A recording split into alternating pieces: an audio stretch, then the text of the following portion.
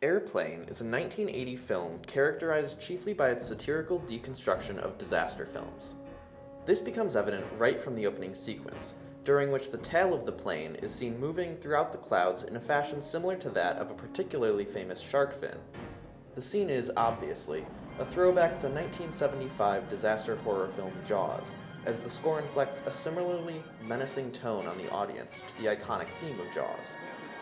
The overtly violent, sexual, and pun-filled comedic style of Airplane lends itself somewhat to slapstick and vaudevillian humor, though the overall tone of the film was highly meta-humor. This self-referential style of humor is evidenced most clearly by young Joey's cockpit scene. Specifically, this relates to Joey's reaction to Kareem Abdul-Jabbar. Wait a minute, I know you! You're Kareem Abdul-Jabbar. You play basketball for the Los Angeles Lakers. I'm sorry, son, but you must have me confused with someone else. My name is Roger Murdoch.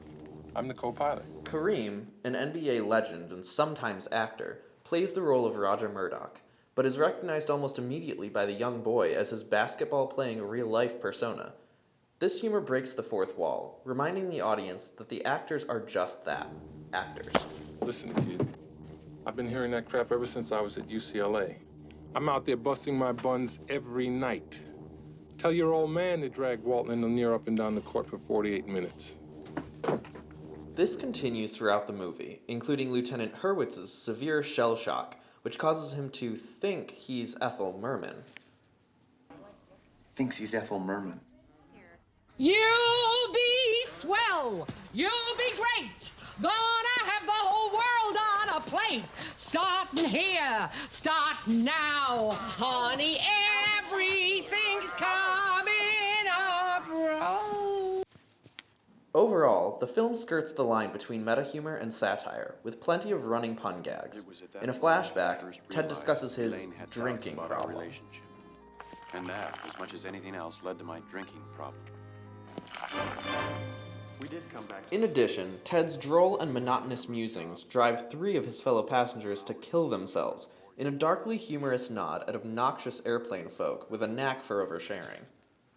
The film also pokes fun at racism, both societal and media-driven. The satire continues with in-jokes at typical disaster movie gimmicks, such as Dr. Rumac's frequent and untimely reminders that, I just want to tell you both good luck. We're all counting on you. Many such iconic instances from this movie are simply observations about both the airline industry and disaster movies as a whole. This begins more subtly, with the stethoscope around Dr. Rumat's neck offering implicit exposition of his role as a doctor for the endangered flight crew. Eventually, the satirical melodrama becomes more and more overstated, until Ted's every pore seems to be running like a faucet as he sweats waterfalls while trying to land the plane, this time nodding to the frequent use of sweat as a context to portray the character's stress to the audience during the film's climax. Overall, and thanks in part to its transcendent comedic tropes, Airplane is a film that maintains its humor long after 30 years past its release, and will continue to do so in the future.